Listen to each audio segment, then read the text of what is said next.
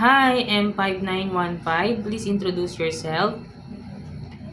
Hi, my name is Rosalind Montes. I am 46 years old. I have high school graduate. I have three kids, two girls and one boys. The girls is 26 years old, and the boy is 25 years old and 23 years old girls. Okay. Your highest educational attainment. High school graduate. Okay. By the way, your civil status. Single mother. But do you have live-in partner? Yes. Okay. Tell me about your experiences as a helper. As a experience as a helper, I prepare the food employer, Okay. wash the car, washing clothes, iron the clothes, marketing, cooking, and Okay. many more. So you are the one who also taking care of newborn. Yes. Okay. And you have another employer in Saudi, right? Okay. Tell me about your experience on your second employer in Saudi. Prepare the food the employer, and then babysitter, cooking, washing clothes, wash the clothes, wash the car, marketing. Okay. And you also taking care of pets, right? Yes. Okay. What kind of pets do you take care? Get Cat. Okay, since you have an experience taking care of a newborn baby, so you know how to prepare a meal for a newborn, right? yes. Okay, if the baby is crying, what will you do?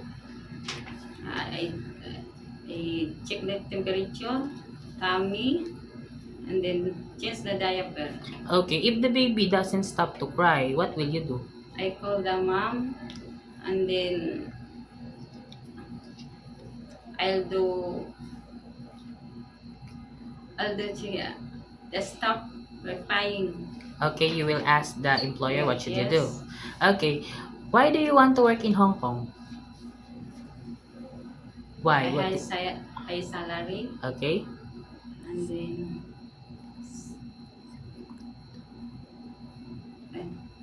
because of high salary. yes, And rather than high salary, nice country. okay, nice country. How long do you want to work in Hong Kong? Um, How long do you want to work? finish contract, Okay.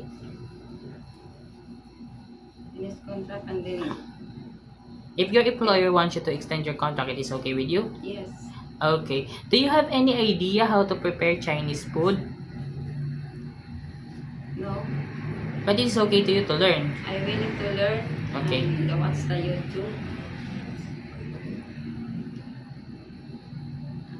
YouTube and Okay, watch on YouTube. yes. And you could also ask your madam and sir if they could teach you how to prepare Chinese food, right? Okay. If your employer prepared some food that you are not familiar of, it is okay to you to eat the food that they provide.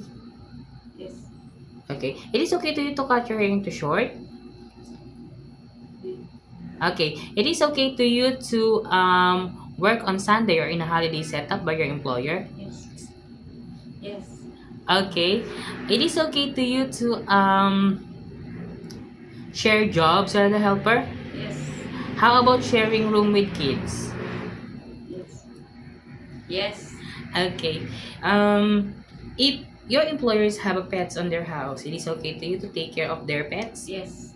Okay, it is okay to you to take care of elderly, help them go to bed, to bathroom, and also to hospital for checkups. Yes.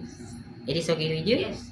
Okay. How about learning Cantonese, sorry. Cantonese. If your employer doesn't know how to speak English.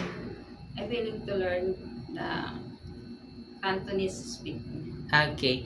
Um my last question. What will be your message for your future employers?